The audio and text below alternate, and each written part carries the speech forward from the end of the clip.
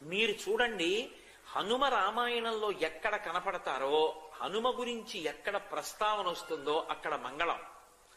కోట్లకి కోట్ల మంది కూడా హనుమ కనపడినా, హనుమ పేరు చెప్పినా, హనుమ స్తోత్రం చేసినా, హనుమ జోక్యం చేసుకున్నా బ్రతుకుతారంతే. అందుకే ఎటువంటి దానికైనా విరుగుడెవరు అంటే స్వామి హనుమ ఒక్కరే. ఏళ్ళనాటి శనిలో జాతకం ఉందనుకోండి, సుందరకాండలో 48వ సర్గ పారాయణ చేస్తారు.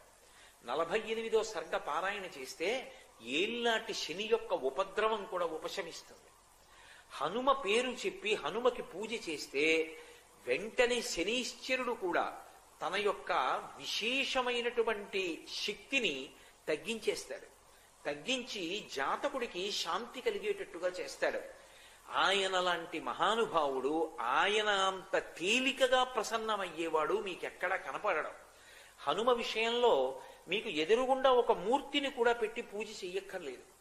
భయం వేసిందనుకోండి, ఎప్పుడైనా ఒక చీపురు పుల్ల తీసి మీకు ఎదురుగుండా రాయి కనపడితే రాయో ఏదో ఒకటి తీసి ఇసుకలోనో నేల మీదో అది పడిందా లేదా ముద్ర కూడా సంబంధం లేదు, హనుమ అని రాసి నమస్కారం చేసి నిలబడితే చాలు, ఉపద్రవం నుంచి గట్టెక్కుతారు అని చెప్తుంది శాస్త్రం.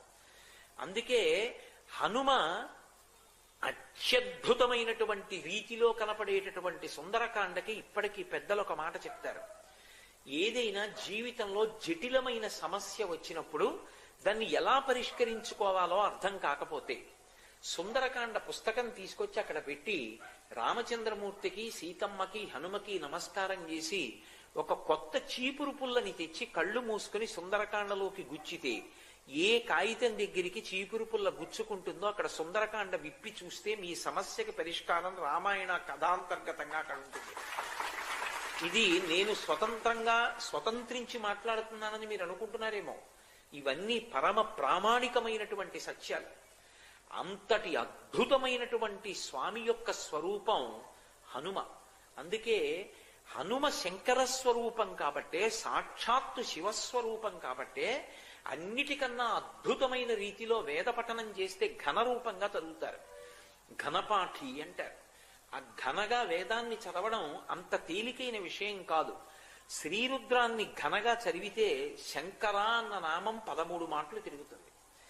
ఈ ప్రమాణాన్ని దృష్టిలో పెట్టుకుని 13 మాటలు శంకర అన్న నామం తిరిగేటట్టుగా శ్రీరుద్రాన్ని పారాయణ చేస్తే వచ్చేటటువంటి శక్తి ఎంతటిదో, ఎంత ప్రభావం చూపిస్తుందో, ఎన్ని మంగళాలిస్తుందో, అన్ని మంగళములను ఇవ్వడానికి వీలుగా సమర్థ